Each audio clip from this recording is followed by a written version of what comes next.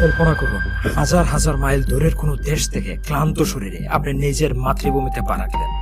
মনে অপার আনন্দ, কিন্তু বিমানবন্দর থেকে বের হওয়ার ঠিক পরের মুহূর্তেই আপনার অনুভূতি কেমন হবে?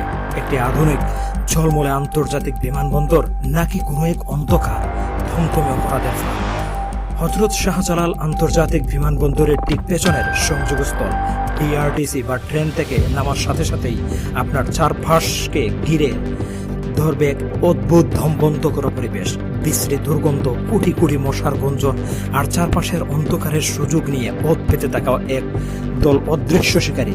কোনো আন্তর্জাতিক বিমানবন্দরের গেটওয়ে যে কতটা জঘন্য ও অনিরাপদ হতে পারে তার এক জীবন্ত প্রমাণ এই পথ।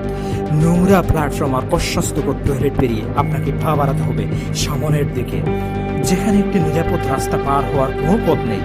ভারী লাগেজ কাঁধে চলন্ত যানবাহনের মধ্য দিয়ে জীবন বাঁচে রেখে পার হতে হয় ফ্লাইওভারের বিপজ্জনক রাস্তা। প্রতিটি পদক্ষেপে লুকিয়ে আছে দুর্ঘটনার এক নিঃশব্দ হুমকি।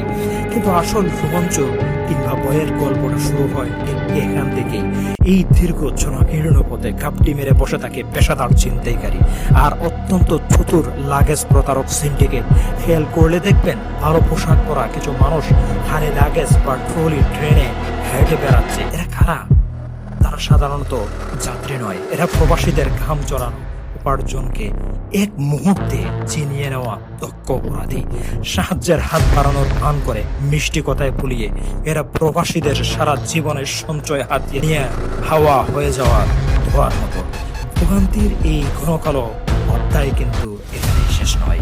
দীর্ঘ ফ্লাইট শেষ করে যখন একজন প্রবাসী দ্রুতই বাড়ি ফিরতে চান, ঠিক তখনই তাকে বন্দী করা হয় এক অদৃশ্য পরিবহন ট্রাপে। সুপরিকল্পিতভাবেই যেন বাস স্টপগুলোকে রাখা হয়েছে বহু দূরে। রোদে পুড়ে বৃষ্টিতে ভিজে বাড়ি লাগেজ টেনে নিয়ে যাওয়ার পর সাধারণ যাত্রীদের সামনে দাঁড়িয়ে থাকে পরিবহন মালিকদের অমানবিক। অন্যদিকে সিএনজি কিংবা প্রাইভেট ছাড়া প্রবাসীদের দেখা মাত্রই মিটারের নিয়ম উধাও হয়ে যায়। 3 থেকে 4 গুণ বেশি ভাড়া হাঁকিয়ে নিঃস্ব করা হয় সাধারণ মানুষকে। উন্নত দেশের এয়ারপোর্টগুলোতে যেখানে থাকে সর্বোচ্চ নিরাপত্তা আর আধুনিক যাতায়াত ব্যবস্থা, সেখানে আমাদের দেশের প্রধান প্রবেশদ্বারের প্রতিনিয়ত চলছে এই নীরব নির্যাতন। আমরা বিশ্বাস করি সরকার এবং সংশ্লিষ্ট কর্তৃপক্ষ যদি কঠোর আইনি নজরদারি জোরদার করে, তবে এই অপরাধের সাম্রাজ্য ধ্বংস করা মোটেও সম্ভব নয়। এই অন্ধকার দূর করতে জরুরি 4টি পদক্ষেপের বাস্তবায়ন এখন সময়ের দাবি। নাম্বার 1, বিমানবন্দর ও স্টেশন থেকে সরাসরি প্রধান বাস টার্মিনালগুলোর জন্য নিরাপদ শাটল বাস সার্ভিস চালু করা। দ্বিতীয়ত, টার্মিনালের এক্সিট পয়েন্টে ডিজিটাল প্রিপেইড সিএনজি ও ট্যাক্সি বুথ বসানো, যাতে ভাড়ার নামে কোনো জালিয়াতি না চলতে পারে।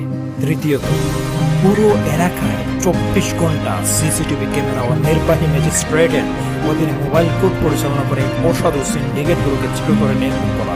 এবং চতুর্থত, পথচারীদের জন্য নিরাপদ ওভারব্রিজ, চলন্ত সিঁড়ি ও পরিষ্কার পরিবেশের সুব্যবস্থা করা। রেমিটেন্স যুদ্ধা সাধারণ মানুষের সাথে চলা এই নিঃশব্দ খেলা অবিলম্বে বন্ধ হওয়া দরকার। আমাদের এই জাতীয় সম্পদ কখন নিরাপদ এবং আন্তর্জাতিক মানের হয়ে উঠবে, এখন সেই চূড়ান্ত উত্তরের অপেক্ষায় সবাই।